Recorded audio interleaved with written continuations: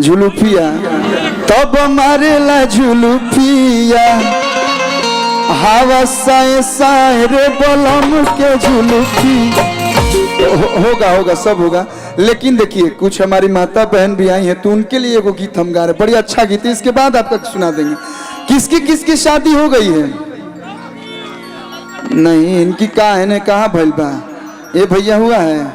हाँ तो मुस्किया रहे हैं धीरे से हाथ अंदर करके, बताइए हाँ हुआ है।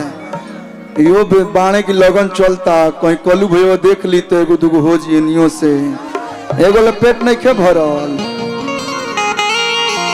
शादी के पहले ना जितना आजकल, हाँ भैया शिव भैया की शादी नहीं भाई, इनकर इनके बारे में नहीं बोलेंगे, एक नाता से चाचा लेंगे, एक नाता से बड़ भाई लेंगे। आजकल शादी में पहले के लोग जन दुल्हा दुल्हन रहन आजकल पहले बतियावस लोग ना, लेकिन आज के समय में सब कुछ बातचीत हो जाता। अब मानिए बातचीत सब हो गई, सोना बाबू सब हो गई, अब आवत या तो तनी मनी हुकुम चलावते भी आ। अब सास ससुर कहिए कि हमारा हिसाब से रह तो रही लड़की आज के समय में। अब मर्दे मन चढ़ा देले बड़े तो कैसे सास ससुर के बात मानी? लड़किया कहतिया हर ये घर घर की कहानी है कि रोजे रोजे के घरवा के शासन पिया, अब सहाई ननदों के भाषण पिया, जदि रही जे इहे रहनिया तो घरे पाका बोलाइम प्रशासन किया। तो लड़का कहता तू धन हो तू मैं कुछ हो, तू ऐसे मत कर कि तू ही बारू घर के अरे मलकिनिया कि हमारी सार के अरे बहिनिया हो, तो तोहरे नामे कदम बनारस। आज के समय में उत्तर प्रदेश में बनारस में सबसे ज्यादा महंगा जमीन मिल रहा है, यूपी में सबसे अधिक महंगा जमीन मिलता है क्योंकि हम भी यहाँ के निवासी हैं। तो तोहरे नामे कदम बनारस के जमीनिया ना बन तू नगीनिया हो, तोहरे नामे कदम बनारस के जमीनिया ना बन तू नगीनिया हो। तू ही बारू घर के मलकिनिया हमर सार के बहिनिया, हमर सार के बहिनिया हो। तू ही बारू घर के मलकिनिया हमर सार के बहिनिया, हमर सार के बहिनिया हो। तो तोहरे नामे कदम दिनारा के जमीनिया ना बना तू नगीनिया हो।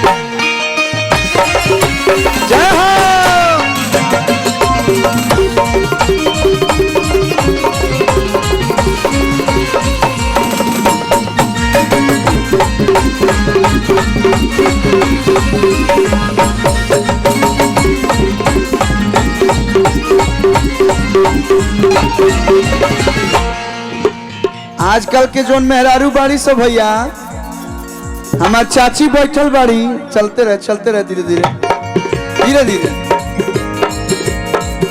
वहाँ के तनी मनी सोचबो करस घर परिवार के बारे में। थोड़ा सा हल्का ना भैया साउंड वाले भैया, हल्का हल्का डिले दीजिएगा हल्का। लेकिन आजकल के जोन मेहरारू बाड़ी सो तनिकियो भाव नहीं खींच सह, तनिकियो डांट नहीं खींच सह।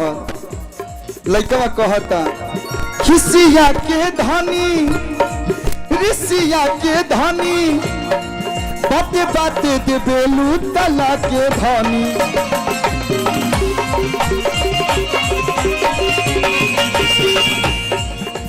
ऋषिया के धनी, ऋषिया के धनी, बाते बाते दे देलू तला के धनी।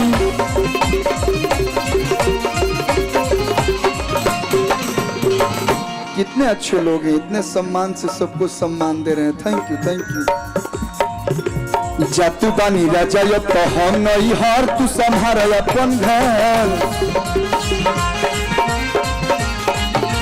सुनी घर की कथा हमर माथा जाला जर, बात लागिला जहर। कोटी कैसे राजा के तोहरा दुनिया अरे आई कैसे, निनिया अरे आई कैसे निनिया हो। तो तोहरे नामे कदम बनारस के जमीनिया न बन तू नगीनिया हो।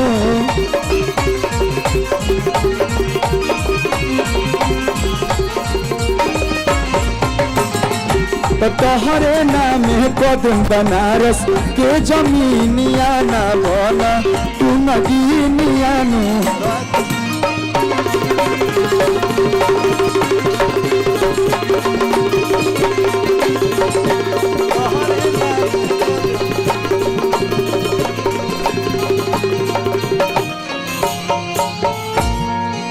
थैंक यू सौरभ पाठक जी, बहुत बहुत धन्यवाद। आर्यन के पिताजी की तरफ से बहुत सारा आशीर्वाद। जितने